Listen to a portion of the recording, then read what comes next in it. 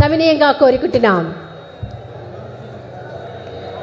అడవి కాపాడేటువంటి ఒక అద్భుతమైనటువంటి సంస్కృతి, ప్రకృతిని ప్రేమించే జీవన విధానం విచ్చేస్తున్నారు మన రాష్ట్ర ముఖ్యమంత్రి వర్యులు గౌరవనీయులు శ్రీ నారా చంద్రబాబు నాయుడు గారు. విచ్చేసినటువంటి గౌరవ రాష్ట్ర ముఖ్యమంత్రి వర్యులకు స్వాగతం. విచ్చేసినటువంటి రాష్ట్ర గిరిజన ఉమ్మడి స్వాగతం. విజయవాడ సెంట్రల్ కోట బొమ్మ మహేశ్వరరావు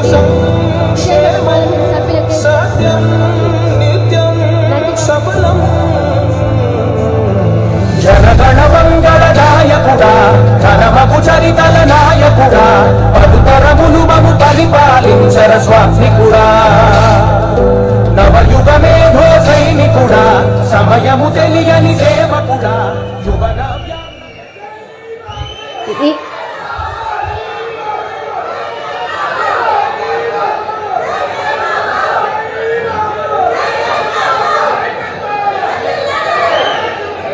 ఈ నేల తరపున, ఈ ప్రజల తరపున, ఈ కళాకారుల తరపున మనస్ఫూర్తిగా మన రాష్ట్ర ముఖ్యమంత్రి వర్యులు గౌరవనీయులు నారా చంద్రబాబు నాయుడు గారికి ప్రపంచ ఆదివాసీ దినోత్సవం సందర్భంగా ఇదే మా హృదయపూర్వక స్వాగతం, శుభస్వాగతం. గౌరవ గిరిజన సంక్షేమ శాఖ మంత్రి గుమ్మడి సంధ్యారాణి గారికి ఇదే మా హృదయపూర్వక స్వాగతం, శుభస్వాగతం. విచ్చేసినటువంటి వేదిక మీద ఉన్న పెద్దలందరికీ ఇదే మా హృదయపూర్వక స్వాగతం, శుభస్వాగతం.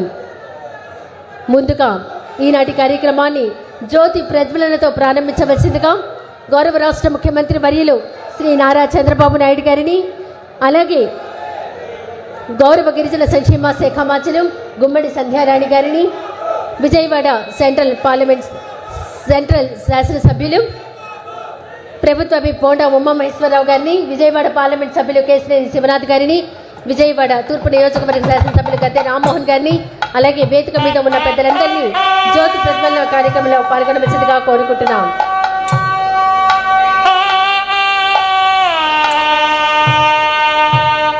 గిరిజన కళలు నేల నుంచి పుట్టినటువంటి లయ. గిరిజన కళలో ఒక ప్రత్యేకమైనటువంటి సహజత్వం ఉంటుంది.